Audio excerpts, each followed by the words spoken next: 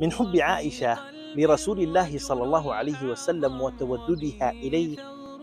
أنها لا تكتفي بزينتها، بل كانت هي من تباشر زينة النبي صلى الله عليه وسلم، فكانت بيدها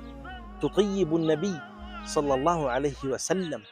وتمشط رأس النبي صلى الله عليه وسلم، فكانت تقول: إذا أردت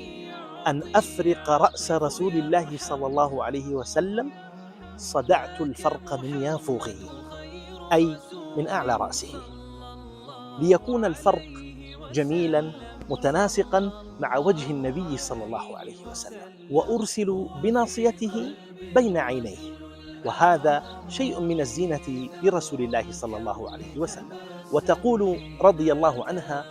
كنت أرجل أي أمشط وأدهن شعر النبي صلى الله عليه وسلم وأنا حائض، بل كانت تفعل ذلك والنبي صلى الله عليه وسلم في معتكفه في مسجده، كان صلى الله عليه وسلم يدني لها رأسه من نافذة في المسجد